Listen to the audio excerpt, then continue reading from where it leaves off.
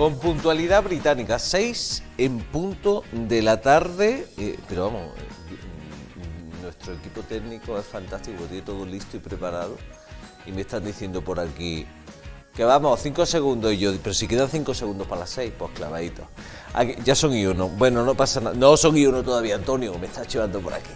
Señores, señoras, bienvenidos una tarde más aquí a Granada TV, a este espacio que se cuela en sus casas cada tarde a partir de las 6 de la tarde para intentar hacerles la tarde un poquito más amena, para llevarles contenido, para hablarles de actualidad y sobre todo pues para compartir con ustedes una tarde de martes como la de hoy, donde ya el tiempo va siendo un poquito más suave, al menos mi percepción este mediodía, las temperaturas eran un poquito más altas, no hacía falta el chaquetón. A ver cómo se comporta el mes de febrero, un mes de enero bastante largo, por cierto. Yo no sé si usted tiene la sensación, pero creo que a todos el mes de enero es el mes que se nos hace más tedioso. En fin, que comenzamos en Granada TV, que vamos a ver todo lo que vamos a tener en el día de hoy, pero antes le tengo que recordar nuestras redes sociales que van a aparecer por arte de magia por aquí, a ver si me sale. Y casi cada día lo voy consiguiendo. Instagram, Facebook, Twitter y también a través de nuestro canal de YouTube, PTV Granada, nos pueden seguir, ya saben, toda la actualidad, todo lo que sucede cada día se lo vamos contando, le vamos anunciando los contenidos que vamos a tener, y en nuestro canal de YouTube, bueno, pues pueden entrar, bichear y hacernos, incluso en todos los directos que hacemos tenemos un chat donde ustedes pueden escribirnos, darnos su opinión, contarnos, interactuar con nosotros. Nos gusta leerles y nos gusta escucharles y saber lo que quieren. Ya saben, nuestro canal de YouTube, que se suscriban, que le den a la campanita. Antonio, ve preparando una campanita para el próximo día que vamos a tenerla aquí abajo.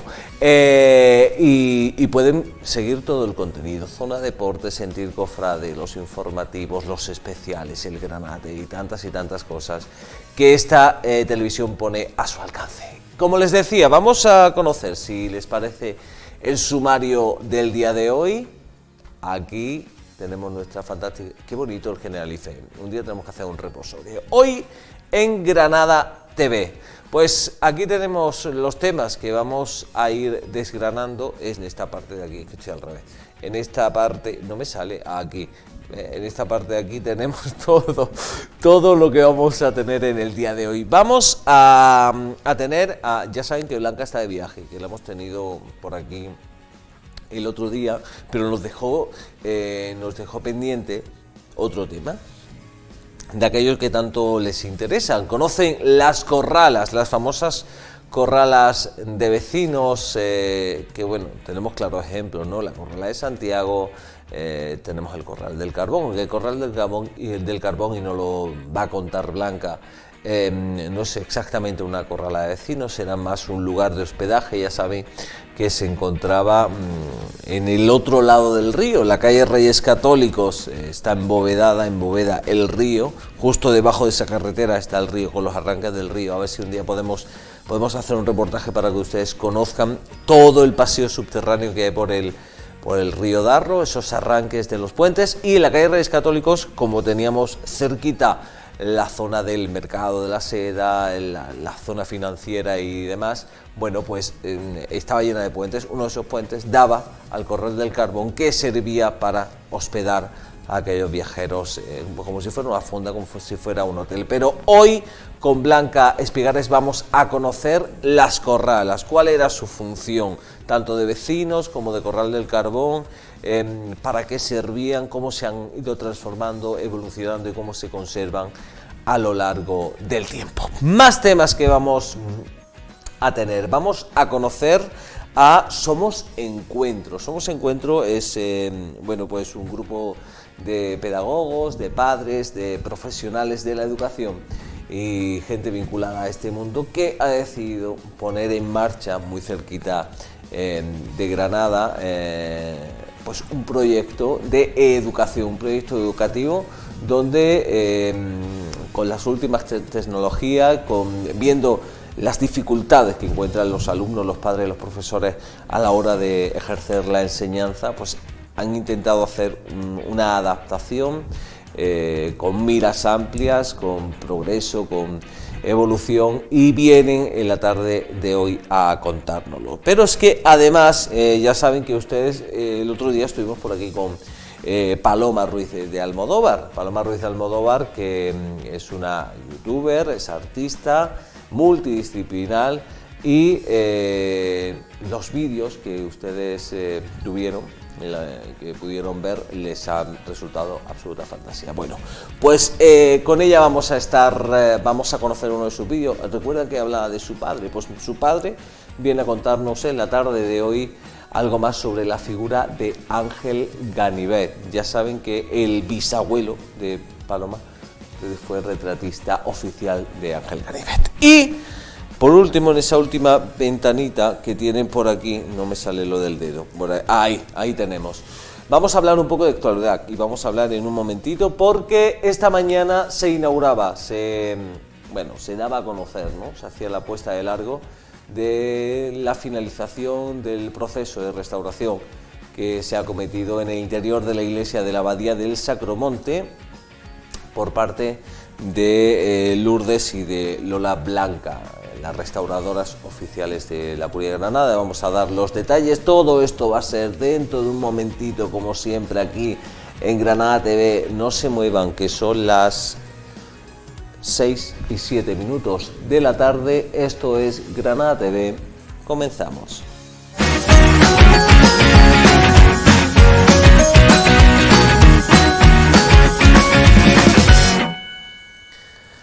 Les decíamos que en la mañana de hoy, en la jornada de hoy, sobre las 12 de la mañana o así, bueno, teníamos la fortuna, además mi compañera Alba Puga y yo, de estar en la Abadía del Sacromonte. ¿Por qué? Pues porque allí se nos congregaba a los medios de comunicación una de esas inversiones que ha hecho la Junta de Andalucía con el patrimonio histórico vinculado al arte sacro.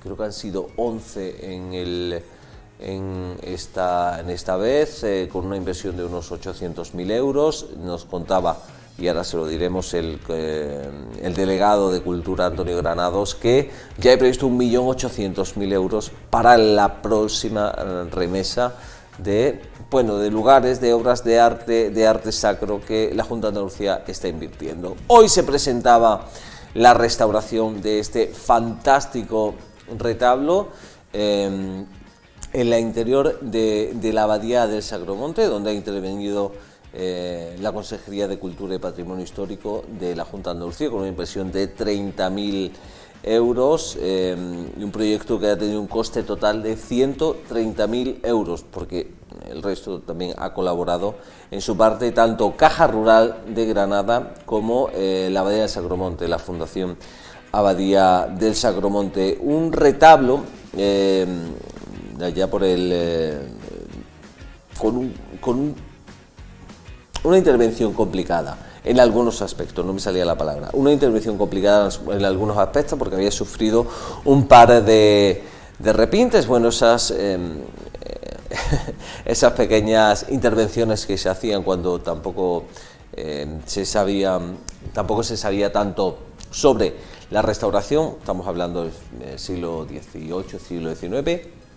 Lo han detallado sus restauradoras, tanto Lourdes como Lola Blanca, donde nos contaban algunas curiosidades. Fíjense, encontraban un trocito de periódico en la parte superior de ese retablo que estamos viendo, que estaba datado del año 1800 y algo, estamos hablando del siglo XIX, donde nos daba los datos de que una de las intervenciones se hizo, una de esas dos repintes que se hicieron en alguna parte del retablo, pues se hizo en aquel tiempo, porque era muy difícil el acceso. Nos contaban, fíjense, ahí y lo van a ver en las imágenes, donde se encuentran ubicadas las dos urnas de mármol negro. Ahí están viendo, esos son sobrepuestas, pero justo detrás de esos dos óvalos negros con letras doradas, que han visto, donde aparecen los mártires que se encontraron, ahí están, ahí lo estamos viendo, donde aparece el nombre de los mártires que se encontraron en la abadía del Sacromonte. Justo detrás hay dos formas iguales, dos urnas con la misma forma, mármol negro con las letras en dorado, que la han encontrado al retirar parte de ese retablo, donde, bueno, teníamos por medio de documentación que allí se encontraban, pero no se había visto físicamente, y con esta intervención se ha podido ver. Además se encuentran en perfecto estado, se ha vuelto a reintegrar, porque el retablo, se ha encontrado también que había un retablo primitivo que seguramente fuera de pintura al fresco, porque se han encontrado algunos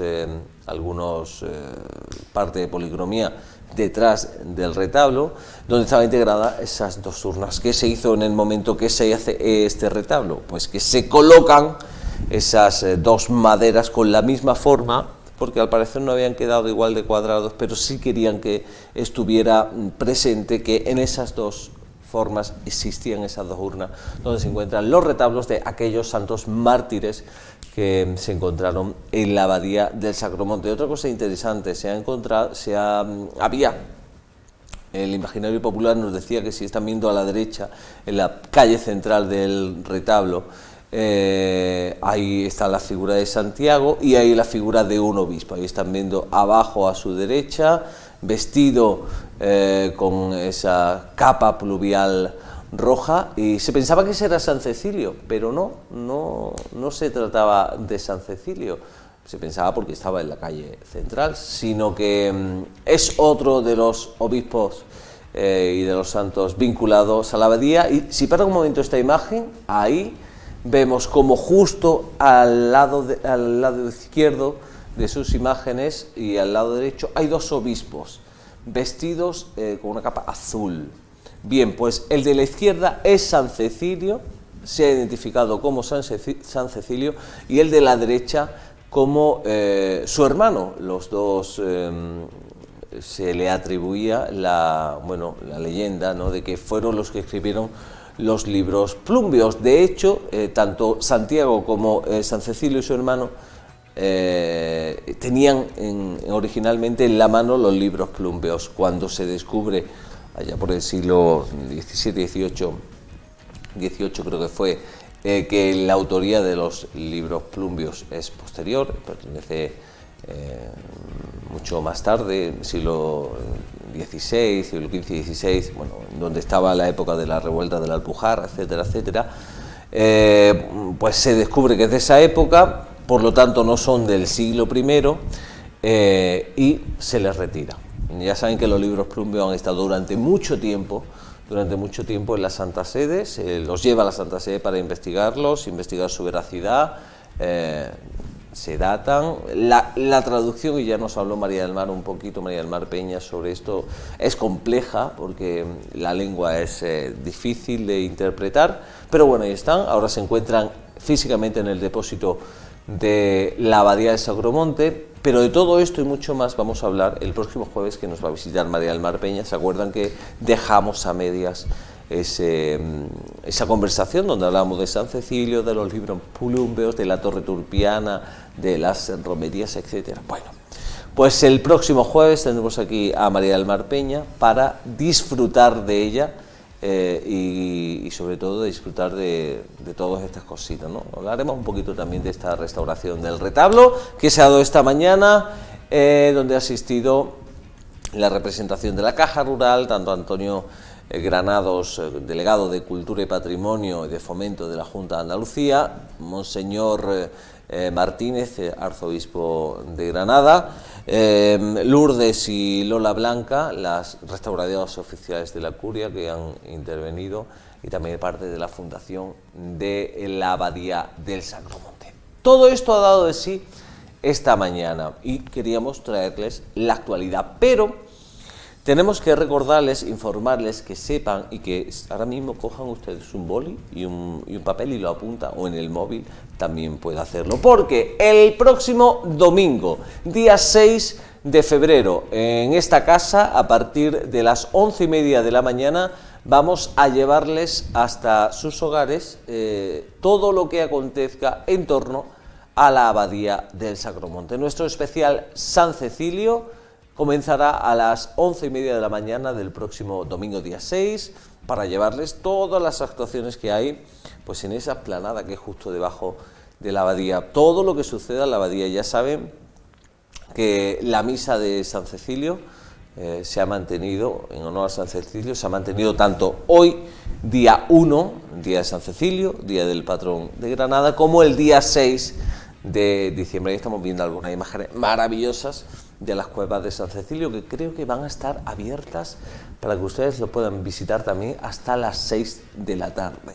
Pero de todo esto le iremos rendiendo cuenta. Recuerden, el próximo día 6 de febrero, el domingo, este domingo que viene, a partir de las 11:30 de la mañana, desde PTV Granada les contamos toda la información, todo lo que acontezca en torno a la festividad de San Cecilio, a la celebración de la romería de San Cecilio. Ya les avisamos que este año no vamos a tener las tradicionales salailla, haba y bacalao salado, que a mí personalmente me encantaban, pero bueno, las restricciones y la pandemia y la situación sanitaria que tenemos manda, hay que ser responsables y toda medida de precaución que se tome es poca. Domingo, a partir de las 11:30, PTV Granada, San Cecilio, romería San Cecilio, vamos a disfrutarlas con todos ustedes. Sí, señores, que yo me voy a callar ya, que es que llevo aquí como 20 minutos hablando solito y tampoco es plan. Nos vamos a ir a publicidad y después de volver de darnos un paseíto por los anuncios, los que le he contado, vamos a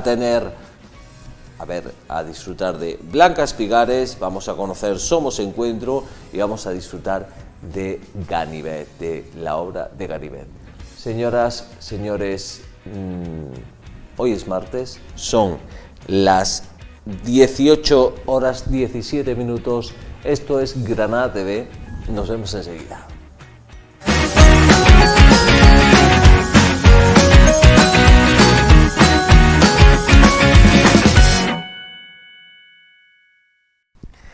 Nos vamos a ir a dar un paseíto por el centro, o no centro de Granada, pero sí que por espacios que algunos se han conservado, algunos no sé si tendrá. Bueno, yo me callo, porque aquí quien tiene que hablar es nuestra invitada, no es colaboradora. Ella ya llega al plató y es como si estuviera en su casa. Blanca Espigares, buenas tardes.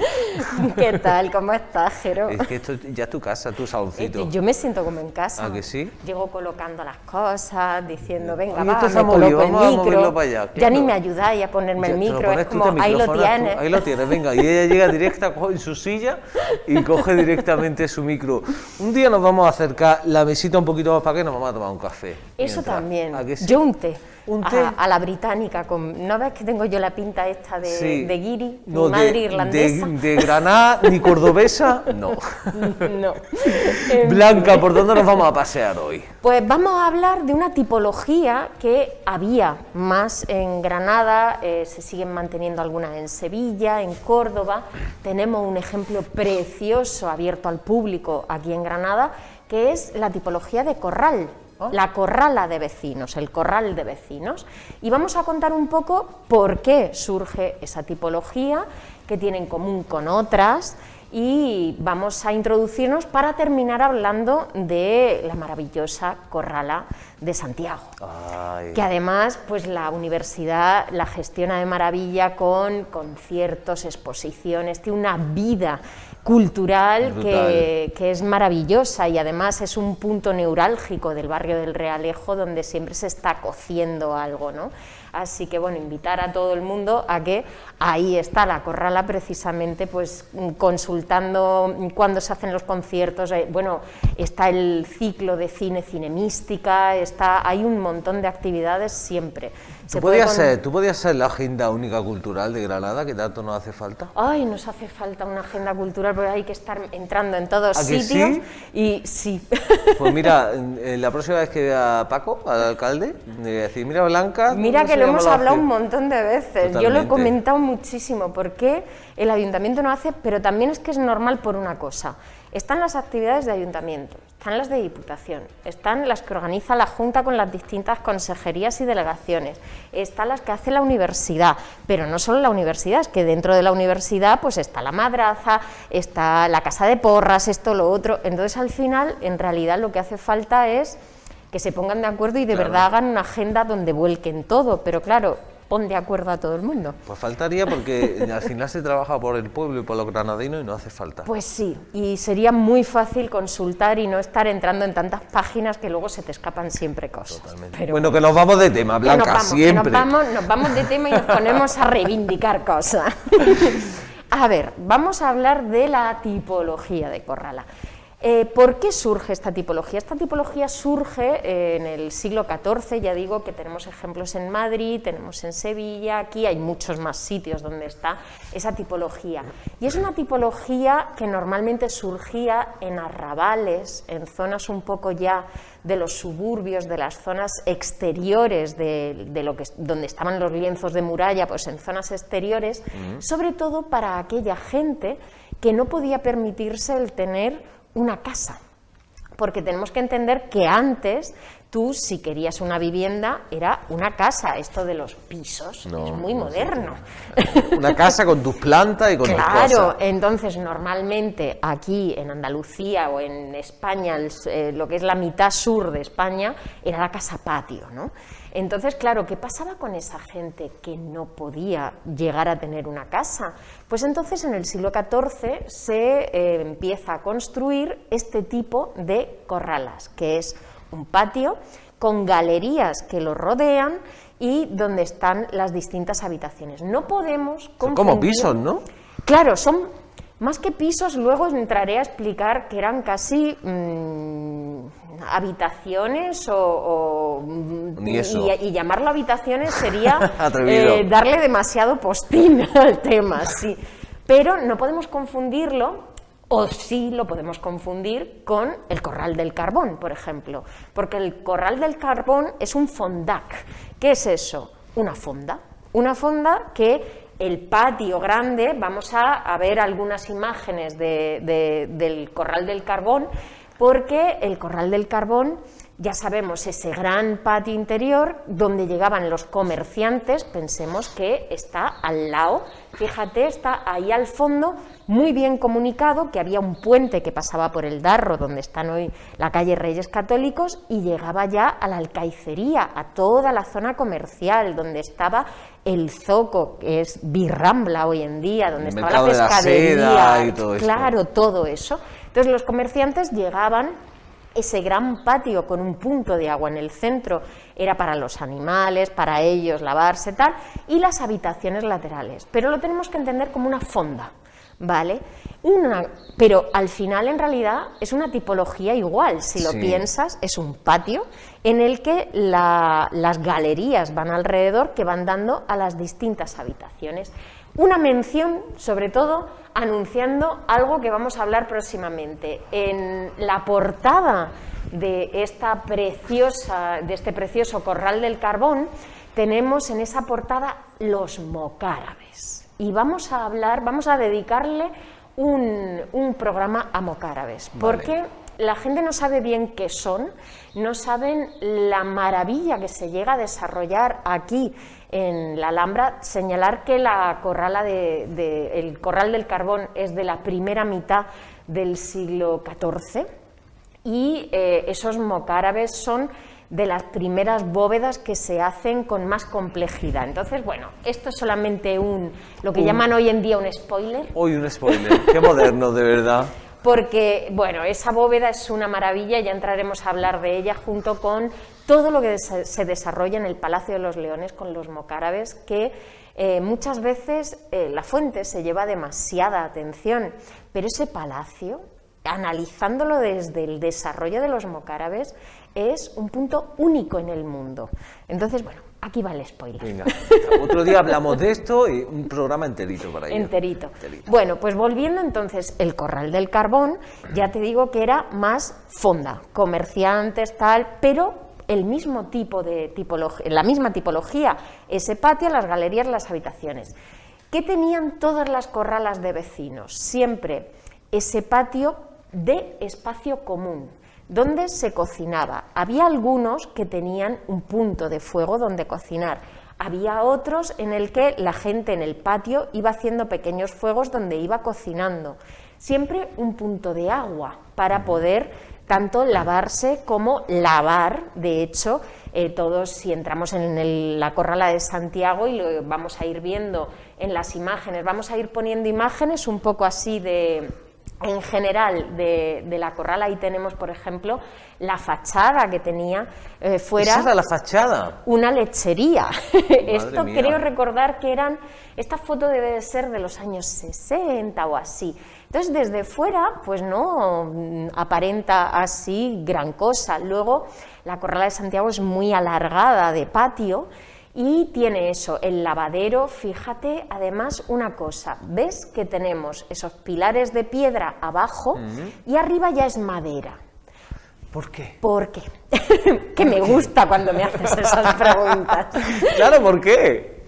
Pues mira, por una parte estructural, o sea, tienes una planta sobre la que va a descansar todo el resto de plantas que se construyan, pero ese tipo de piedra que se elige es una piedra muy porosa, porque toda esta zona, que está regada por las acequias que derivan de la acequia gorda y demás, pensemos que esta zona fue en una época zona de huertos, entonces, claro, tiene humedad. Si tú colocas pilares porosos, el agua termina saliendo y entonces no sube hacia la madera y la carcome. Entonces, a partir de la segunda planta, ya sí era de madera, todos los pies derechos que estamos viendo, que son esas columnitas, ¿ves?, que las estamos viendo ahí, y sabemos que muchas de ellas fueron de acarreo. ¿Qué significa eso? Si vamos a la Corrala de Santiago, prestemos atención, sobre todo en la segunda planta y en la tercera, no hay tantas, pero hay, porque veremos esos pies derechos con las volutas de arriba, que algunas son muy trabajadas. No lo hubieran hecho así para un corral de vecinos. Entonces, ¿qué nos está diciendo? Que se las trajeron de otra obra o de otra casa o de otro sitio que estaba en ruinas y se lo trajeron para acá. Ahí estamos viendo el lavadero. De hecho, en la casa de Isa, claro, ahí también... Claro, los pies derechos con estas volutas, claro, es que te puedes encontrar en sitios muy, muy trabajados esos pies derechos. Y aquí tenemos ejemplos fantásticos. Entonces, ¿cómo se vivía en una corrala? La gente que no tenía medios lo que hacía tenía su habitación, a veces dividida en dos, y solamente para dormir. Esas habitaciones eran... La vida era en el patio. En el patio. Invierno, verano, truene, nieve, lo que haga. Sea, porque es que no había para más.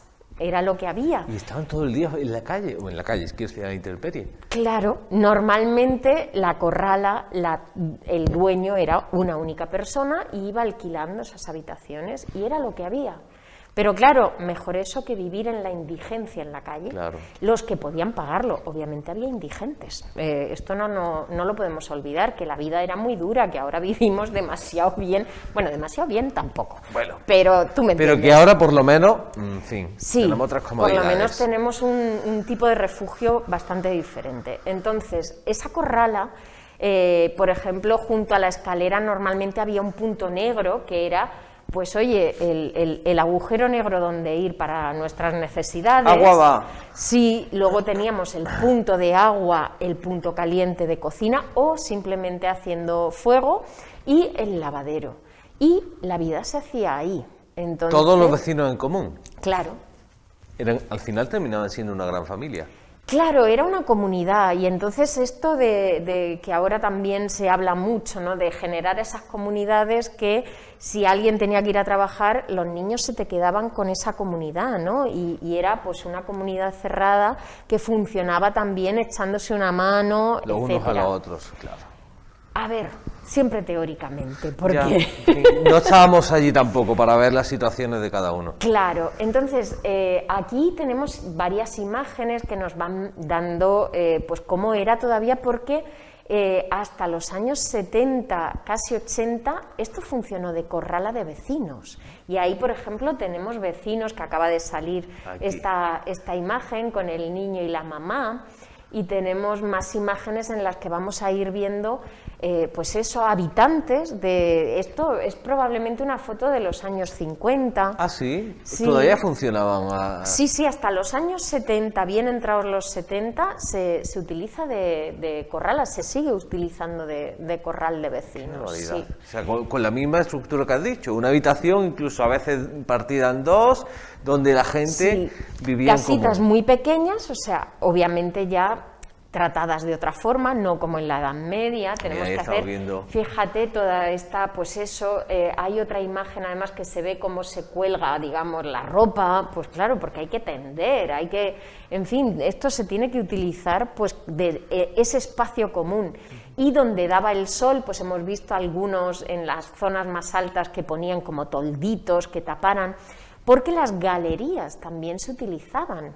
Es decir, esto que siempre hemos visto y que nos parece tan pintoresco en las corralas de las sillas sacadas a la galería, claro, es que era tu forma de estar casi en el salón de tu casa. Claro, que no era otro que la galería o el patio. La galería con el patio, claro. Madre mía. Entonces, bueno, no era, ahora, claro, nos parece todo muy pintoresco y qué bonita es la Corrala de Santiago, o si vamos a Sevilla, el Corral del Conde, que también está declarado BIC, etcétera, y qué bonito, qué maravilla, pero qué vida más dura también. Era una vida no nada fácil, pero bueno, era una forma de acceder a lo que hablábamos, a la vivienda. Un poquito de más comodidad que estar, como tú decías, claro, en la indigencia, ¿no? Claro, pero al final lo que estamos hablando no deja de ser una tipología muy mediterránea, grecorromana, ese patio en el que alrededor empiezan a suceder cosas dentro de habitaciones. ¿Qué es una casa particular? Pues no se necesita galería, o hay veces que sí, que se incluye alguna galería digamos, para ir pasando de estancia en estancia, pero bueno, y luego, ay, mira, ahí se ven, yo creo, muy bien algunos de los pies derechos más bonitos. Y la ropa tendida y demás. Sí, todo, y las plantas que se ponían. Y esto hay un momento dado que se lo queda, si no recuerdo mal, la Consejería de Obras Públicas, ya en los 80, en el año 84 o algo así, y la restaura. La restaura entendiendo que, claro, esta en particular, la Corrala de Santiago es del siglo XVI, ¿vale? Entonces, lo restaura de hecho el arquitecto Carlos Sánchez, y este es el resultado justo después de la restauración, esta imagen. Sí, sí, sí, sí. O sea, esto es recién salido del taller de chapa y pintura. Fíjate que en las fotos anteriores estábamos viendo que esa primera planta que tiene toda en vez de tener las barandillas de madera, la tiene de obra, lo ves cerrando. Fíjate que lo que hace él es sacar el pie derecho que se mete dentro de esa fábrica, ¿no? Y no que estaba antes totalmente encalado. Entonces él, bueno, recupera muchísimos de los elementos que estaban tapados, que estaban, bueno, pues un poco, lo restaura todo, y es lo que nos da la apariencia actual. De hecho, es en el año 91 cuando la consejería se lo cede a la universidad y se transforma en residencia de invitados de la universidad. Actualmente pues recibe a investigadores, a conferenciantes. Pasa un poco como con el Carmen de la Victoria, ¿no? Sí, es exactamente lo mismo. Hay varias residencias de invitados en la universidad. El Carmen de la Victoria es uno, la Corrala de Santiago es otro. Tengo que decir que yo no sabía, pero cada vez que viene, que hablamos el otro día, Alberto Campo Baeza, que es el autor del Cubo de Cajagranada y del Museo de la Memoria, siempre pide quedarse en la Corrala de Santiago, porque dice que le parece, y es verdad, que tiene unas dimensiones, tiene un espacio y tiene ese silencio de ese patio, de esas galerías, que a él le encanta. Y fíjate, pues que es un arquitecto tan famoso que podría quedarse en Santa Paula, en todos los hoteles, y sin embargo siempre quiere quedarse aquí porque dice que le inspira, que es un sitio que le inspira. Fíjate. Y es verdad que es un sitio muy inspirador, y de hecho, bueno, pues desde que lo gestiona la universidad, es lo que hablábamos antes, un epicentro de cultura en todo el Realejo, y ya empezaron en los 90 a hacerse conciertos, lecturas de poesía. Y una cosa que se hace, y yo creo que tenemos imágenes, pues fíjate, esos flamencos siempre ha estado muy unida a la Corrala, y de hecho su director, José Antonio Murciano, siempre organiza ahora ciclos de flamenco. Cada verano tenemos siempre conciertos continuamente, tenemos, la verdad que es maravilloso. Y, fíjate cómo, perdona que te interrumpa, sí. pero me estabas diciendo este tema y se me vienen los veranos del Corral del Carbón y Sí. demás. O sea, cómo estos espacios se vinculan mucho a la la cultura. Claro, es que tener esos patios, antes que eran patios de supervivencia y de mala supervivencia, de cómo sobrevivir malamente, ahora son unos espacios que pueden albergar esas mismas, no mismas, pero también comunidades, pero ya enfocado al deleite y a la consumición de cultura, que es tan maravilloso. Entonces, Sí. eso en la Corrala se celebran muchísimas cosas. Esto es una imagen, creo recordar, del primer evento taurino que se hace en la Corrala. Todos los años la asociación hace un evento allí. Y esto pues sería, yo creo, el año 92, el año 93, y se sigue celebrando a día de hoy. Sí, además casi, pues no sé si es el mes que viene o en marzo, sí, es siempre como antes de primavera. Y bueno, y las presentaciones de libros, las lecturas de poesía, Conciertos. de todo, tenemos conciertos de todo tipo, no solamente aquí, por ejemplo, bueno, es muy gracioso, me va a matar, pero como él no ve la tele no pasa nada, el director de la Corrala actual, que es José Antonio Murciano. Vamos a ampliarla, que lo veamos bien de cerquita. Empezando por la izquierda, la tercera persona desde arriba. O sea, que tiene la barba y tiene el bigote negro. Sí. Pues ese es José Antonio Murciano, que él iba a la Corrala de público. Y fíjate. Y ha acabado siendo el director de la Corrala, con todo lo que, la verdad, que organiza muchísimas actividades y que es maravilloso. Oye, y la Cruz de la Corrala también. Claro, te iba a decir ahora, la cruz que la organiza María Auxiliadora. María Auxiliadora. Entonces es una maravilla lo que llegan a traer. O sea, todos empiezan a traer esos mantones de Manila, los platos. Es impresionante verlos traer y cómo se coloca todo. Es precioso. A ver si este año ya tenemos un Día de la Cruz un poco más. El año pasado se abrió con la cruz, pero bueno, que no es lo mismo. Pero fíjate, en ese momento retoma un poco su origen en el sentido de la vivencia, los enseres personales de la gente, de las personas, sacándolas, poniéndolas para un día grande. Sí, totalmente. Eso es una cosa que es preciosa y que hace muchas asociaciones que lo van haciendo en los distintos barrios de Granada. Eso, acercándose el Día de la Cruz, le dedicaremos también un Ay, Blanca, que es que a mí se me ocurren 2000 temas cada vez que hablo contigo y, en fin, ya no sé si te ves para hablar de todo. Cada semana ya sabes que Blanca está con nosotros y esperemos que sí, que haya muchos. Seguiremos. Lo del Día de la Cruz me lo apunto. Lo del Día de la Cruz, eso lo hacemos seguro, y también. me vengo yo hasta vestida. No te creo. ¿Te vas a venir vestida? Nos apostamos, pero tú tienes que estar también de corte. Ah, sí, claro, por supuesto. Vaya. ¿Sí? Señores, plano general. Blanca, aquella cámara. El general, que se nos vea a los dos. Ay, no, vamos a hacer otra cosa mejor. ¿Qué? Poner doble pantalla si puedes, José Antonio.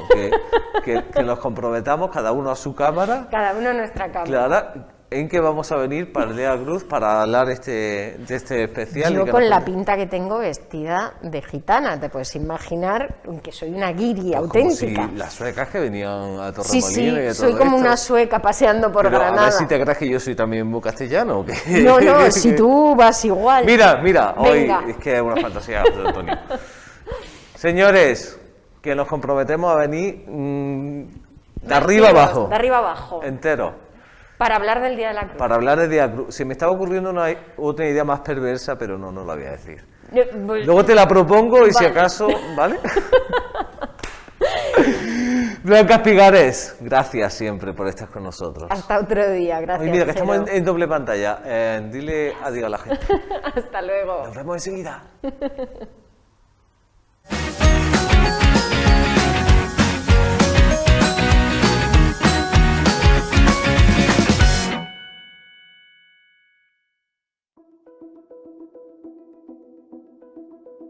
Desde siempre, a los seres humanos nos ha gustado imaginar el futuro y proyectar en él nuestra visión de la realidad, con mayor o menor optimismo. El mundo que vendrá lo vamos construyendo entre todos y todas desde hoy, paso a paso, con las herramientas de las que disponemos. Un grupo de familias y profesionales promueve Encuentro, el nuevo centro privado de educación secundaria y bachillerato, con homologación nacional, que abrirá sus puertas en Churriana de la Vega para el curso 2022-2023. Con una apuesta arquitectónica innovadora y sostenible, este proyecto se dirige a las nuevas generaciones de alumnas y alumnos para ofrecerles la oportunidad de recibir un aprendizaje integral, laico, respetuoso con las emociones y atento a nuestra natural diversidad. Por eso, queremos promover un cambio profundo en la manera de formar académica y personalmente a nuestra juventud.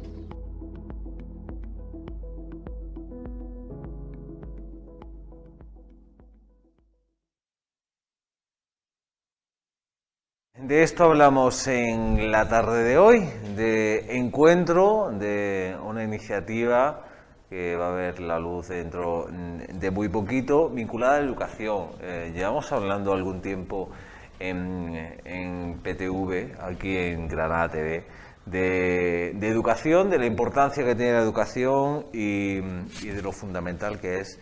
Y para ello tenemos con nosotros, bueno, a alguien que va a desgranarnos lo que es Encuentro, porque bueno, al fin y al cabo las iniciativas que van surgiendo en Granada y en su área metropolitana son las que nos interesan aquí en PTV Granada. Sergio, muy buenas tardes, bienvenido. Muy buenas, gracias. ¿Qué tal? ¿Cómo estamos? Encuentro, acabamos de ver el vídeo promocional, ese resumen de Nace Encuentro. ¿Qué es Encuentro? Bueno, gran pregunta. Encuentro es una iniciativa maravillosa, es un sueño cumplido. No dicen eso de cuidado con lo que sueñas, que a veces se cumple, ¿no? Pues bueno, un grupo de familias, bueno, en los pasillos de los colegios nos vamos juntando, bueno, ¿y esto? ¿Por qué no mejoramos esto, no? ¿Qué ocurre con la educación de nuestro hijo y nuestra hija? Así va a ser siempre. ¿Y la siguiente etapa educativa qué? Cuando acabe esto, ¿no? Y no somos capaces de hacer esto, de hacer algo mejor, de mejorarlo. Y bueno, pues en esas conversaciones de pasillo, pues al final surge una idea, un proyecto, y bueno, y a veces encarta que, bueno, encuentra las sinergias, se encuentra el presupuesto, se dan las circunstancias, y fíjate, pues ya llevamos 3 años trabajando y va a ser una realidad. Así que es un sueño que va a ser realidad en unos meses. Al final se alinean los planetas, ¿verdad? Totalmente. Y sale todo para adelante. Sí, fíjate que son de esas cosas que incluso muchas veces ni la misma familia era consciente, porque no lo comentábamos. Estas cosas nunca se comentan porque nunca salen, ¿no? Y mira por dónde pues te va a salir, ¿no?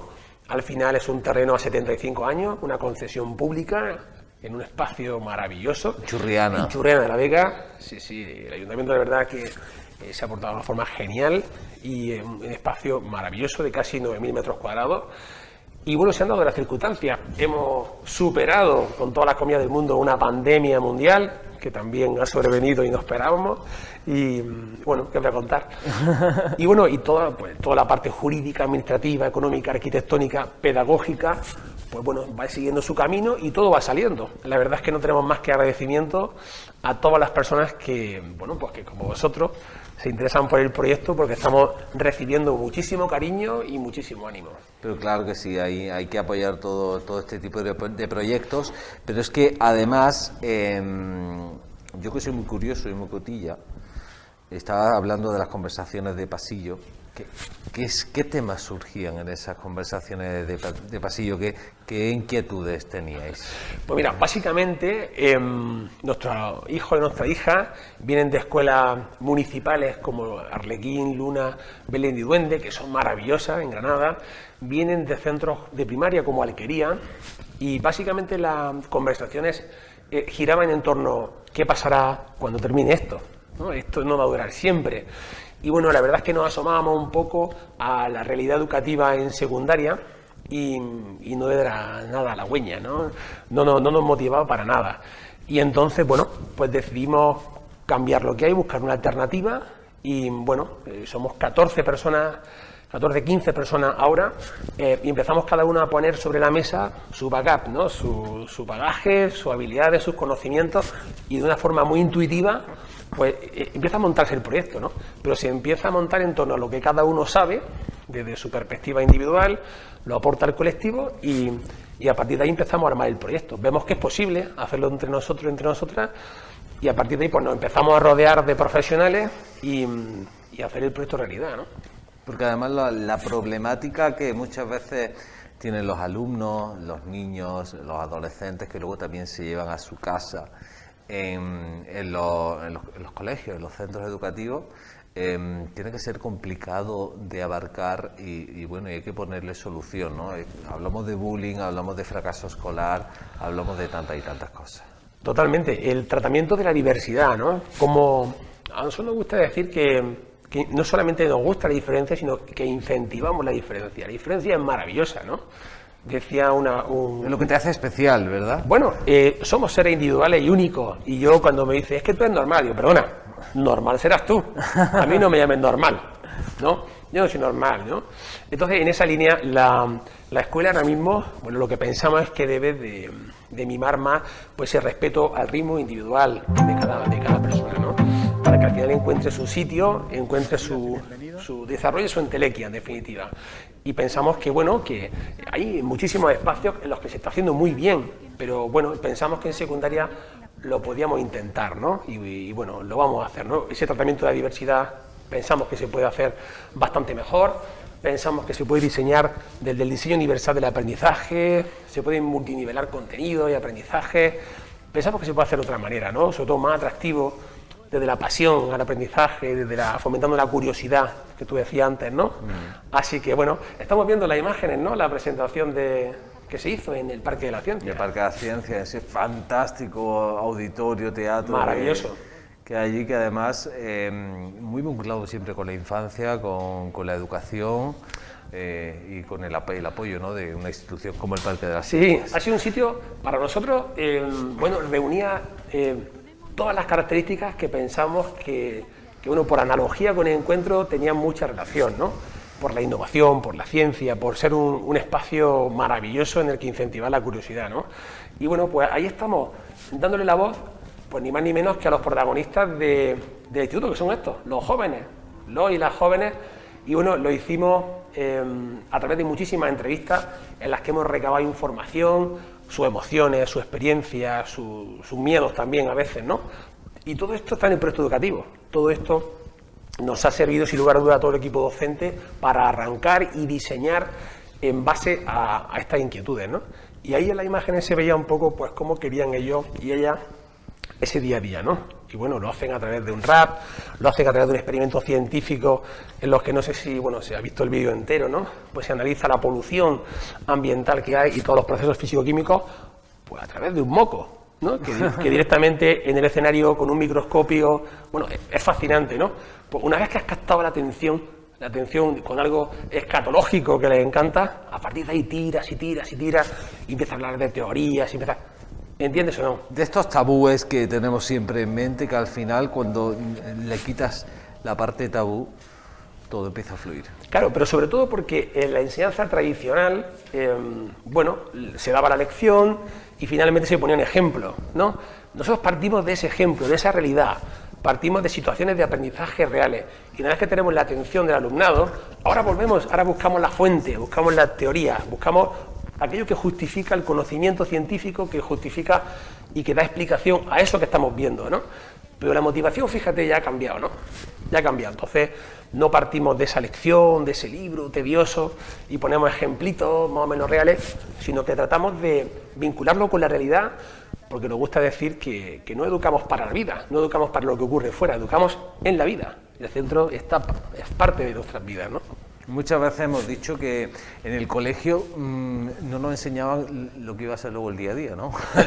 de la vida, y creo que esto es fundamental, tenerlo también presente. Oye, y niños, adolescentes con necesidades muy concretas, por su situación, porque cada uno somos distintos, porque somos especiales, y imagino que será otro también de los puntos fuertes, ¿no? Intentar, no sé si personalizar la educación, pero al menos sí estar un poquito más pendientes de ella. Sí, totalmente. A ver, la personalización de la educación, por supuesto, es un objetivo que a nivel de recursos es complejo, pero sí que se puede hacer, ¿no?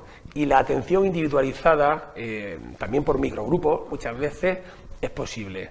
Nuestro gabinete psicopedagógico es formidable y está, sinceramente, sobredimensionado, ¿no? Cualquiera que eche números verá que no es un proyecto económico, es un proyecto más pasional y más vocacional que otra cosa. Ganas. Sí, totalmente, totalmente, porque al final somos papás y mamás que lo que queremos es generar el mejor espacio posible para nuestros hijos. Pero es que al final el proyecto va a 75 años. O sea, eso nos trasciende a nosotros y a nuestros propios hijos, con lo cual ahí se queda, ¿no? Y efectivamente, como decías, la atención a la diversidad es fundamental. Entonces el centro cuenta desde el mismo diseño del edificio, ¿no? Pues es un edificio con total accesibilidad cognitiva, ¿no? Un edificio adaptado a todo tipo de situaciones personales, ¿no? Con lo cual, bueno, esa facilitación que ofrecen los espacios también se traslada al aula y se traslada al hecho educativo, ¿no? A cómo se plantea ese proceso de enseñanza-aprendizaje para que suponga un reto para todo y cada uno de los alumnos y de las alumnas, sea cual sea su nivel, ¿no? Sin generar frustraciones, como solemos decir coloquialmente, pues ni por arriba ni por abajo, ¿no? ¿Cuáles son las problemáticas más habituales que nos podemos encontrar en cualquier centro educativo? Bueno, pues por increíble que nos parezca, ahora mismo, y hablándolo con este grupo de chavales, es la desmotivación. Se sienten incomprendidos, se sienten a veces pues no respetados. Nos contaban algunos, era una chica que bueno, ahora sobre todo, especialmente también por la pandemia, pues tenían horario para ir al servicio, ¿no? Por ejemplo, en los centros, ¿no? Entonces estaban en clase, en pupitres de madera, anclados al suelo, escuchando pues una perorata detrás de otra de ciertos profesores. Bueno, pues entonces al final esa motivación es fundamental y decae muchísimo. Con independencia de que, como decíamos en la pandemia, el hecho de trabajar online, alternar clases presenciales, no presenciales, pues ha sido un poco locura, ¿no? Entonces, bueno, la idea es trabajar de una forma más cercana a la realidad, trabajar de forma más transversal, porque bueno, el cerebro no está departamentalizado, ¿no? Y con esta parte pensamos el lenguaje, las matemáticas, el conocimiento, pensamos de forma más global, ¿no? Hay procesos que interrelacionan todo el área del cerebro. Sin embargo, las asignaturas siguen siendo matemáticas, lengua, filosofía, ¿no? Por eso el hecho de trabajar por proyectos facilita muchísimo los procesos de asimilación y de acomodación de los conocimientos de nuestro cerebro, ¿no? Y sin duda hace que el aprendizaje sea más motivante, ¿no? ¿Qué papel tienen los alumnos? ¿Qué protagonismo, qué voz tienen los alumnos en todo este proyecto? Pues fíjate, pues llevamos como 3 años reuniéndonos con grupos de alumnos y de alumnas de diversas partes de Granada, con procedencias de institutos muy diferentes, públicos, privados, concertados, con problemáticas muy diversas y la idea es darles la voz completamente. Queremos ser comunidad de aprendizaje, eso implica una ósmosis permanente, no solamente con el entorno, pues el entramado social, cultural, empresarial del pueblo en el que estamos, ¿no? El instituto no va a ser, o no pretende ser una burbuja aislada de su entorno, no tendría sentido, ¿no?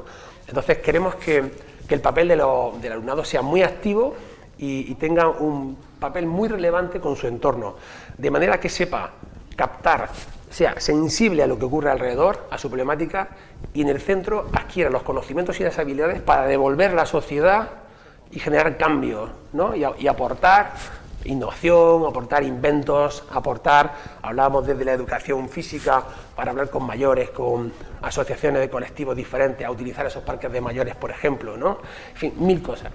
Por eso el papel que ellos tienen hoy día en la sociedad, ya no como presente, sino como futuro, es fundamental y empieza en el mismo centro de enseñanza, ¿no? Además, un centro que estaba leyendo por aquí, sostenible y medioambiental. Sí. Estos días no sé si tenemos una imagen de la obra. La obra, hoy mismo hemos estado en la parcela y me emocionaba un detalle que es ver cómo se instalaban 2 depósitos de 25.000 litros para recoger el agua de la lluvia. El agua de la lluvia, claro, el agua de la lluvia nos va a servir para los inodoros, nos va a servir para regar el huerto, nos va a servir para tantísimas cosas, pues bueno, pues al final... Toda la parte que necesita agua no potable. Claro, claro, totalmente. Toda la cubierta va a recoger el agua de la lluvia, la va a almacenar en unos depósitos y eso se está instalando justamente esta semana. Mira, aquí estamos viendo alguna imagen. Sí, la idea es que tenga placas térmicas, placas solares térmicas y fotovoltaicas. Esto va a permitir ser autónomo desde el punto de vista eléctrico y claro, es un ejemplo para el alumnado que pasa todo el día en el centro sabiendo perfectamente cuáles son las características y cómo redunda en medio ambiente. También me gustaría decirte que justo por la parte sur de la parcela pasa una acequia, la acequia Arabuleila, que viene pues, de la Alhambra a la Vega. Para nosotros es un manantial maravilloso de vida, ¿no? Y también lo vamos a aprovechar, ¿no? Además, estoy viendo que sorprende cómo la vanguardia, ¿no? de la arquitectura también está presente y sobre todo pues esos recursos naturales, ahora que estamos tanto con la Agenda 2030, donde intentamos hacer un mundo más sostenible y un proyecto como este que intenta conseguirlo. ¿A qué te recuerda? ¿A qué te recuerda esa estructura, esa una estructura fractal, hexagonal? Los paneles de abejas, ¿no? Muy bien, efectivamente. La gente, pues normal, al fin, es una estructura que encaja perfectamente, no deja hueco y genera sobre todo una acústica formidable, una estructura diferente que además va a ser modular, es decir, vamos a intentar que el grupo, trascender al grupo normativo, es decir, que no estés necesariamente con el grupo que te ha tocado por tu edad, sino también puedas trabajar por tus motivaciones, por tus intereses, y entonces esas aulas de repente van a ser modulares y se va a poder desplazar un tabique para trabajar con tu paralelo, con el A o con el B, o trabajar, porque a lo mejor me interesa trabajar con el grupo de por arriba o de por abajo, ¿no? Entonces, ahí vamos a romper la dinámica completamente del grupo normativo, ¿no? Y en ese sentido, el equipamiento y la arquitectura son, como decía Malaguzzi, nuestro tercer maestro, porque también educan, también facilitan de forma definitiva pues, procesos de enseñanza-aprendizaje más enriquecedores, ¿no? Yo imagino que encajar toda esta ingeniería, de darle vueltas a la cabeza, de ver cómo intentar romper techos de cristal o cómo romper estereotipos para crear una educación de una forma distinta, ha tenido que ser, o tiene que ser un proceso no solo largo, sino complicado de muchas seseras. Sí, sí, muchas discusiones. Pero mira, tenemos lo fundamental y es que estamos convencidas y convencidos. Es decir, nosotros lo tenemos tan interiorizado, ahora que hablaba de los techos de cristal, ¿no? El tema de igualdad de oportunidades, del tratamiento de la igualdad, de la paz, de la diversidad, del respeto al otro. Me parece una cuestión tan básica que bueno son valores esenciales que para nosotros vertebran el sistema, nuestra forma de enseñar, nuestro sistema educativo, ¿no? Entonces, muchas reuniones son, pues bueno, como te decía, muchas discusiones, muchas maravillosas discusiones, ¿no? Porque al final discutir siempre son esto maravillosas, es maravilloso. Se sacan cosas en claro. Sí, y cómo vertebrar la parte arquitectónica o la parte pedagógica, cómo incluso pues nuestro plan de comunicación, ¿no? Que sea consecuente, que sea honesto, la propia selección de los docentes, ¿no? Ha sido una selección en la que hemos disfrutado como niños, ¿no? Porque bueno, hemos elegido a nuestros compañeros, nuestras compañeras de viaje y ha sido formidable encontrarse con gente maravillosa. Pues bueno, pues hemos hecho entrevistas como pensamos que al estilo encuentro. No tendría sentido tener un proyecto educativo diferente y sin embargo que las entrevistas fuesen al uso, ¿no? Entonces, bueno, nos hemos divertido mucho y pensamos que en el centro pues se va a trabajar, lógicamente, porque hay estándares, tenemos también estos chicos, estas chicas tienen mucha presión también social, pero vamos a saber sobrellevarla y vamos a hacerlo con muchísimo gusto. ¿Qué espectro de edad de alumnado hay en Encuentro? Pues inicialmente va a tener la secundaria, es decir, 12-16 años. Acaba la primaria con 11-12, entramos en secundaria y nos movemos de 12 a 16. A partir de ahí abriremos hasta los 18 con el bachillerato. Pero bueno, todo eso va a depender con tranquilidad, primero de las matrículas que va a haber ahora en primavera y a partir de ahí de la evolución de esos cursos, ¿no? Los segundos pasarán a tercero, a cuarto y entonces prevemos en un par de años o 3 abrir los bachilleratos, ¿no? O sea, Encuentro, un punto de encuentro para alumnado un punto de encuentro para profesorado, para padres y además intentando educar desde la propia experiencia. Sí, sí, educar y aprender. Es decir, al final la educación es un hecho ubicuo y como decían nuestros profesores, ¿no? Los alumnos son recipientes vacíos que llenar de contenido, ¿no?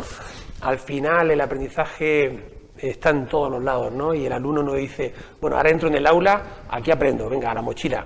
Aprendemos en los pasillos, en las conversaciones, aprendemos investigando, hablando con los abuelos, ¿no? Aprendemos, bueno, por todos lados. Y entonces, en ese sentido, el espacio va a ser muy estimulante y nuestro proyecto educativo va a permitir que la educación pues se respire por todos los poros de la piel, ¿no? Entonces, sí, a partir de los 12 años ya estamos trabajando en el plan de transición de ese alumnado de primaria a secundaria para adaptarnos perfectamente al tipo de alumnado que nos viene, para encajar nuestro proyecto educativo y que le sea significativo y a la vez le suponga un reto, ¿no? ¿Cuándo lo tenemos en funcionamiento pleno y absoluto? Septiembre. Septiembre ya, iba a decir del año que viene, estamos en enero, todavía como que no estamos acostumbrados. Hay que cambiar el chip todavía, sí. Septiembre de este año. Ahora se termina a finales de marzo, principios de abril está acabado. Tendremos a disposición de todas las familias un aula piloto para que se pueda ver, se pueda oler, podamos ver el equipamiento, el mobiliario, ver ese ágora central, que son más de 1000 metros de pasillo en los que van a pasar tantas cosas, ¿no? Pues eso se va a poder ver ya, ¿no? Entonces, bueno, queremos hacer pues una jornada de puerta abierta, ya lo iremos comunicando, ¿no? Pero la idea es integrarnos perfectamente en nuestro entorno y bueno, que al final sea un elemento más para un pueblo maravilloso como es Churriana, porque va a tener biblioteca, va a tener instalaciones deportivas, va a tener cocinas que van a estar abiertas al barrio, van a estar abiertas a la sociedad y van a ser prácticamente un recurso municipal más para ese entorno, ¿no? Oye, qué buena noticia y qué bien suena eso. ¿Hay más nervios que ilusión o hay más ilusión que nervios?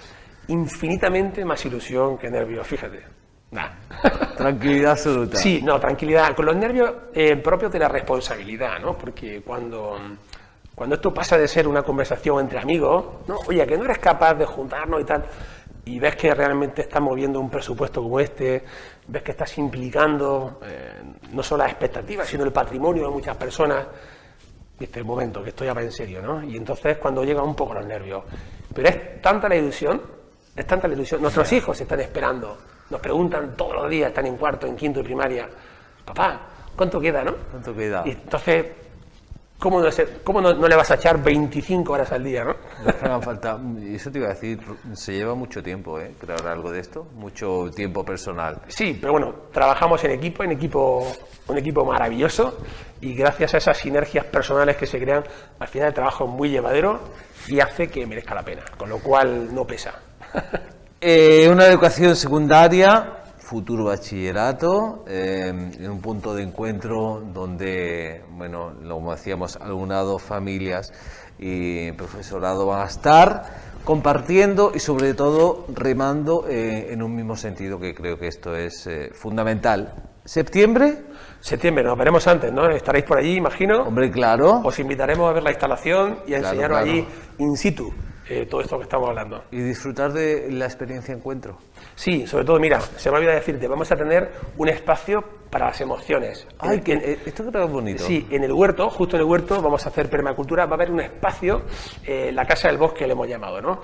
Y va a haber un espacio de tránsito donde el alumnado, vamos a estar hasta las 5 de la tarde, vamos a tener tiempo. La idea es que no lleven más deberes a casa. Cuando sacamos a las 5, vamos a disfrutar, ¿no? Y la secundaria va a permitir eso, ¿no? Nuestro centro va a permitir que ese espacio para las emociones, ese espacio para la expresión corporal, musical, para la investigación, se nos quede allí dentro y fuera nos llevemos la curiosidad y las ganas de volver, ¿no?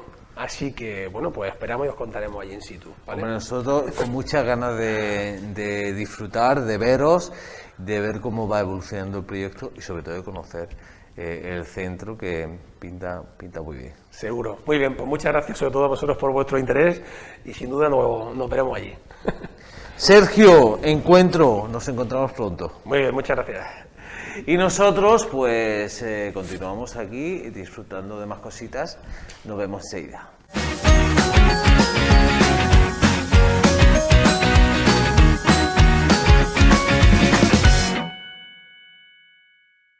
Hola a todos, bienvenidos un día más a mi canal. Hoy nos encontramos en el bosque de la Alhambra. Aquí está mi padre conmigo. Y es que bueno, como ya sabéis, en mi canal hay varias secciones. Hoy toca sección cultural y mi padre nos va a hablar sobre Ganivet. Espero que os guste muchísimo y saquéis beneficio de este vídeo. ¡Empezamos!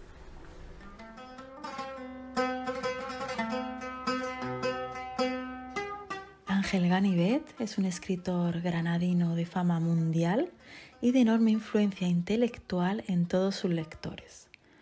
Es un pensador autodidacta y un sembrador de ideas. Su obra rebosa amor por el ser humano y por su ciudad natal, Granada. Hoy, cumpliéndose 123 años de su muerte, nos encontramos delante de su monumento, el mismo lugar donde hizo parada la comitiva fúnebre de camino al cementerio, donde fue definitivamente enterrado 27 años después de haber muerto en la ciudad de Riga, capital de Letonia. Queremos aprovechar este aniversario para dedicarle este vídeo contando con las palabras siempre ilustradoras de mi padre, Miguel Ruiz de Almodóvar-Sel, uno de los expertos y mejor conocedores de la vida y obra de Ángel Ganivet. Buenas tardes a todos, bienvenidos una vez más al canal de Paloma y a su sesión de historia. Hoy nos encontramos en un lugar muy especial, en una fecha muy especial, conmemorativa del fallecimiento del pensador Ángel Ganivet, y queremos dedicarle nuestro pequeño homenaje, tratando de establecer la vigencia o los recuerdos que podemos localizar en la Granada del siglo XXI. Para empezar, personalmente sí me interesa hacer unas aclaraciones. Mucha gente considera a los seguidores de Ángel Ganivet, también llamados ganivetianos, como gente o personas un poco chapadas a la antigua, cuando no tradicionalistas, dicho de una manera peyorativa, pues simple hecho de ser amantes del pasado, amantes de la historia local, cuando sinceramente considero que es algo fundamental para el desarrollo de una civilización, para el desarrollo de una sociedad, para el desarrollo de la humanidad. Conocer el pasado es esencial para poder comprender el presente y es fundamental para tener algún tipo de ilusión, proyección o planificación del futuro. Es decir, es lo que nos da certidumbre, lo que nos da seguridad. En definitiva, las raíces son primordiales para que un árbol crezca de forma florida y nos dé sombra a todos. Bien, hay también otras personas que consideran que el ganivetismo, que es, digámoslo, es la doctrina que emana social y políticamente de los textos y escritos de Ángel Ganivet, pues se equipara al granadinismo, que es el compendio del alma granadina o del espíritu granadino, y a su vez también se equipara con la defensa del costumbrismo, es decir, la defensa de las costumbres, de las tradiciones más centrales o más locales. Y luego ya hay otros que, rizando el rizo, convierten a Ángel Ganivet en un auténtico oráculo, es decir, lo incluyen dentro de la mitología granadina como un héroe local, como un representante de la identidad local, que aglutina, en un símbolo que aglutina la esencia del alma de Granada.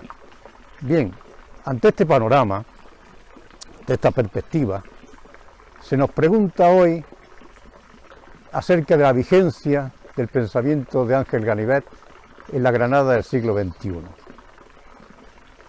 Ante esto, y fuera de entrar un poco en calificativos, tendríamos que decir que sí, que efectivamente goza de buena salud, es saludable, por cuanto hay muchos seguidores de Ángel Ganivet, las convocatorias de los homenajes se llenan las salas, hay muchos estudiosos, especialistas en la vida y la obra de Ganivet, y por tanto podríamos calificar de que todo va bien, que va como se esperaba.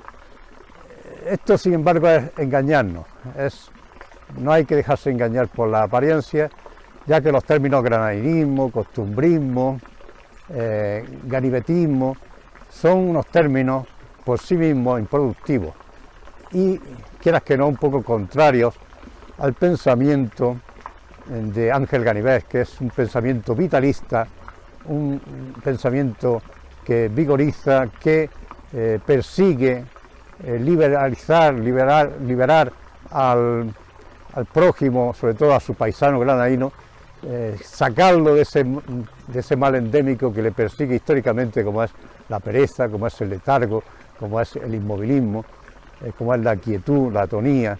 En definitiva, ese es el objetivo del Ángel Ganivet en su obra.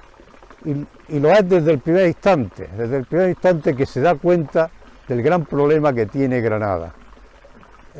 Nos situamos en sus primeras vacaciones, siendo vicecónsul en Amberes, en el invierno 1894-1895, en el cual él estaba ausente de su ciudad en los últimos 3 años.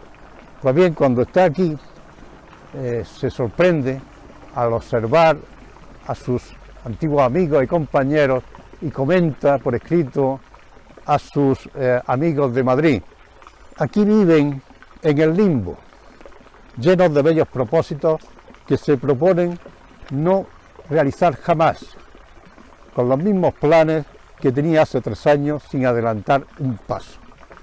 Ante esto, Ganivet decide poner en acción un plan, poner en acción un trabajo que trate de liberalizar a esos holgazanes, entre comillas, a esas personas que están varadas, que no están nada más que soñando con hacer cosas y no hacen nunca nada, ¿no? Para ello se ve reunido, dice, con un grupo de una media docena de granadinos,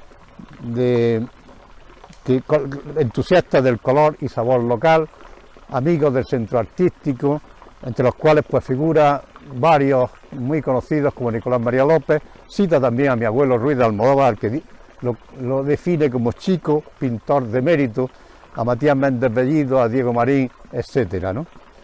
Con mi abuelo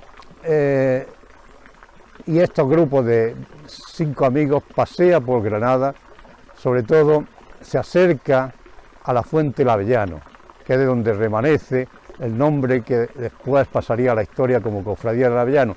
Esto estamos hablando del invierno de 1895, en el cual el propio Ruiz de Almodóvar en su diario señala como 5 de febrero, que es la fecha en la cual yo sitúo como fecha de nacimiento de la Cofradía del Avellano, en vez de la que hasta entonces los historiadores establecían como verano de 1897. Es decir, yo consigo adelantar 2 años más para fijar y definir como fecha en la cual surge este grupo alrededor de Ángel Ganivet. Allí en su diario mi abuelo señala como, con el título de Ganivet, dice: fuimos con él al Avellano, oyéndole hablar de infinidad de asuntos, literatura, costumbres, etcétera, de Bélgica, de Francia, de Portugal, y conmigo en particular charló un poco de pintura holandesa y flamenca. Charlas que cuando se ausenta ya y vuelve después de pasar sus vacaciones, las convierte en cartas, en claramente un adoctrinamiento de ese grupo que podríamos calificarlo de discípulos, pero también casi apóstoles, ¿no? En los cuales son los elegidos que van a poner en práctica un poco sus ideas, ¿no? No solamente le envía cartas, sino que le envía libros, le indica lecturas, y como no paraba de escribir cartas, decide convertirlas en artículos de prensa que son publicados en el Defensor de Granada durante meses, y que de ahí surgen libros como Granada la Bella o como Cartas Finlandesas, y surge también una consecuencia muy simpática, y es que él mismo señala cómo la Cofradía del Avellano ya puede pertenecer a ella cualquier granadino puede ser socio de la Cofradía del Avellano. Así se lo indica al que era Benjamín de ese grupo, Melchor Almagro Sarmantí, en el cual le vuelve a insistir en el gran problema que tiene Granada. Dice: fuerte es el viento de pereza que por ahí corre siempre, se pasan ustedes la vida echando planes. Este es un objetivo que tiene Ganivet desde el primer momento, que es la de regenerar culturalmente la vida de los granadinos, por cuanto, atención, señala como el prestigio de una ciudad tiene que fundarse en el esfuerzo intelectual, y se compara con los catalanistas del Cau de Ferrat, de Santiago Rossinyol, y señala cómo lo mismo que hacen ellos lo podemos hacer también los granadinos. Nosotros somos granadinos y por nuestra parte debemos poner a Granada y su núcleo intelectual, entre paréntesis señala igualmente, la región política es lo de menos, a la altura que podamos. Añade como positivo, como diferencia que hace que nos sintamos todavía más orgullosos en comparación con los catalanistas, señala lo siguiente, señala como ventaja que lo nuestro es también español puro. Es decir, la cofradía de Avellano puede hacer mucho, la cofradía de Avellano tiene personalidad propia.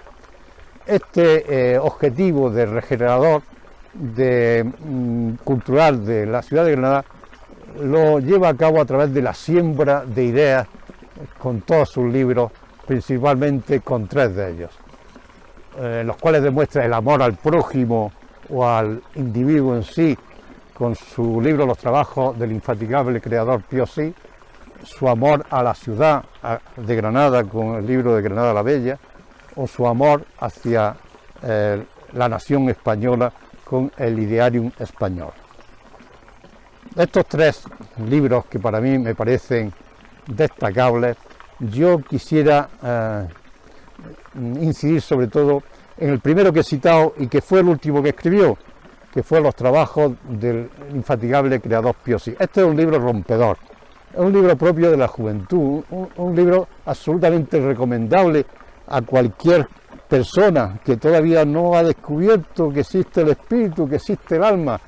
Es un libro despertador del espíritu, es un libro que trata de conseguir el mismo efecto que al propio Ángel Ganivet le produjo la lectura de joven del filósofo cordobés Séneca. Entonces él escribió, cuando leyó a Séneca, escribió, me quedé aturdido y asombrado, como quien perdida la vida o el oído lo recobrase repentina e inesperadamente.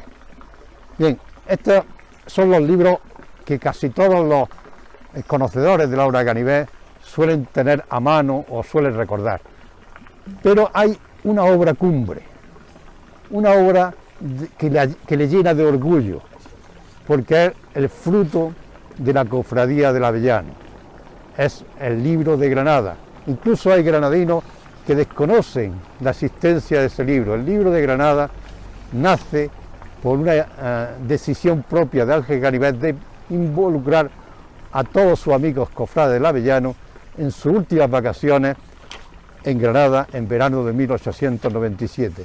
En concreto, a 4 literatos, que son, además de Ángel Ganivet con el apodo de Pío Sí, tenemos a Nicolás María López con el apodo de Antón del Sauce, a Matías Méndez Bellido con el apodo de Feliciano Miranda y a mi tío abuelo Gabriel Ruiz de Almodóvar con el apodo de Perico el Moro. A esto se suma 4 pintores de la talla de Isidoro Marín, de Rafael Latorre y Adolfo Lozano, y principalmente mi abuelo José Luis de Burgos, que es el que hace 18 de la ilustración en comparación con los otros que no llegan a la media docena, ¿no? Este libro, ¿qué perseguía con este libro? Pues ni más ni menos que fuera el comienzo de esa regeneración intelectual, literaria de la ciudad. Es un libro que se compone de 8 capítulos, que se reparten por temas muy granadinos, como el Avellano, la Vega, en el Albaicín, en la Alhambra, en las calles, en Sagromonte, el Campo del Príncipe, en el Aire.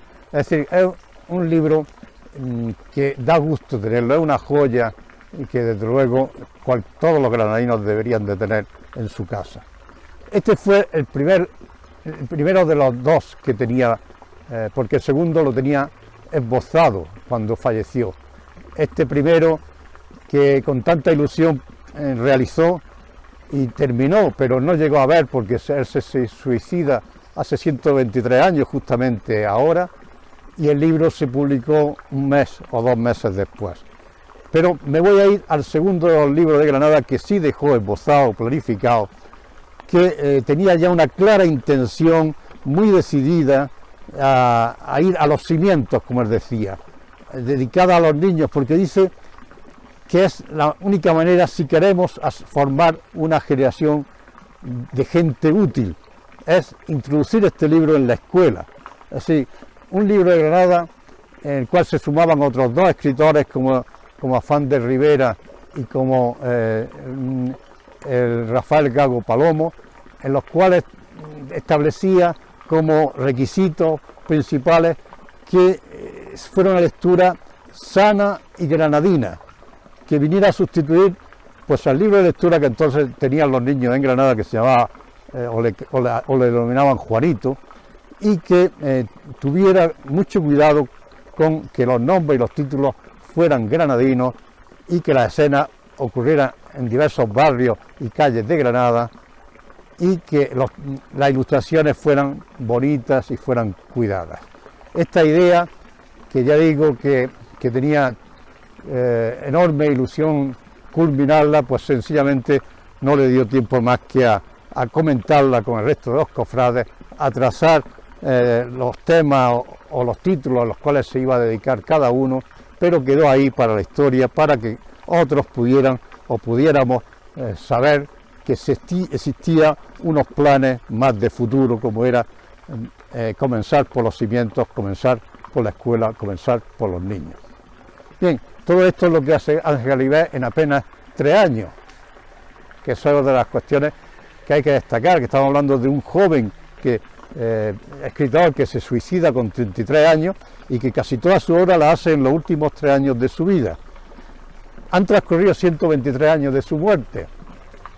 Nos preguntamos cuál es la vigencia del pensamiento de Ángel Galibet. Y tenemos que decir que prácticamente Galibet es una persona o es un personaje que ha sido usado, pero no ha sido recibido. Es decir, ha sido usado como líder, como guía, como leyenda, como oráculo, como gran hipnotizador de masas, pero no ha sido leído, no ha sido comentado, no se ha profundizado en la obra de Galibet. Por tanto, la clave, lo que nos queda por hacer es leer a Galibet. Y para leer a Galibet, lo primero que hay que tener en su casa uno son los libros de Galibet. Es decir, Galibet es un autor que casi sus textos son de tipo de los libros de autoayuda. Así casi es un botiquín de urgencias para leerlo constantemente o cuando uno lo necesita. ¿Por qué digo esto? Porque Galibet, no solamente uno al leerlo muestra o se da cuenta que está vivo, sino que hace que nos sintamos nosotros todavía más vivos. Es decir, se mete dentro de nosotros.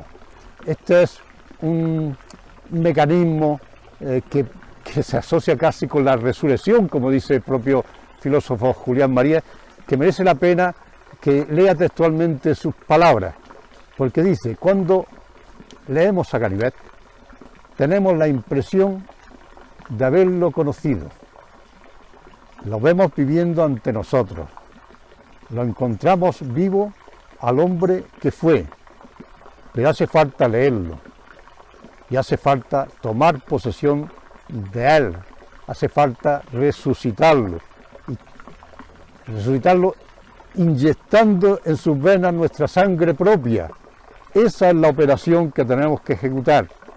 No solamente haremos vivir al autor muerto, es que vivimos más, es que esa sangre que inyectamos en sus venas nos es devuelta y nuestra sangre es más intensa, tiene más glóbulos, tiene más vida y es finalmente más nuestra. Aquí está la clave. Hay que leer a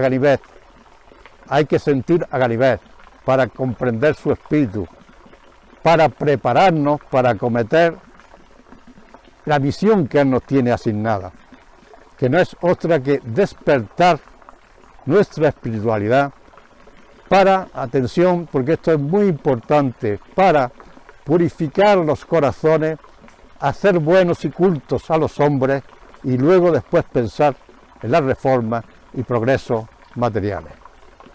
Si lo hacemos así, habremos dado un gran salto en Granada. Si no lo hacemos así y seguimos considerando a Ganivet un símbolo, una fuerza hipnotizadora, una bandera, nos seguirán llamando lo que antes decía, pero no solamente personas chapadas a la antigua o tradicionalistas, nos llamarán casposos, nos llamarán rancios, nos llamarán retrógrados, nos llamarán reaccionarios. Por tanto, hay que hacer frente a esa atracción irresistible que nos hace que Ganivet se apodere de nosotros. Hay que desmitificarlo, hay que humanizarlo, hay que leer su obra, hay que comentarla y sobre todo estudiarla en el contexto histórico para que aprendamos historia y nos quedemos con la esencia, porque Ganivet hay que actualizarlo, no se puede pensar en una Ganivet de hace 123 años, sino en las ideas que Ganivet ha derrochado en sus libros para disfrute de todos sus paisanos. Esa es la idea que yo digo ante la pregunta de la vigencia en la Granada del siglo XXI de Ángel Ganivet. Hay que leerlo y hay que comentarlo. Por eso, para finalizar estas impresiones, y aquí en este magnífico lugar que nos encontramos, en la Fuente del Tomate, delante del monumento, de la escultura de Juan Cristóbal dedicado a Ángel Ganivet, quisiera terminar con unas líneas escritas por uno de los cofrades del Avellano en aquellas tardes que, rodeados con el maestro en la Fuente del Avellano, disfrutaban de su charla. Y dice así: la prosa de Ganivet, unas veces honda, llena de ideas geniales, otras irónicas, humorísticas, ya en fin evocadora de las viejas costumbres granadinas, sonaba a nuestros oídos en aquellas tardes de esmeralda como un clarín de guerra que tratase de despertar a los granadinos del letargo espiritual en que dejan perderse irreparablemente sus días magníficamente luminosos.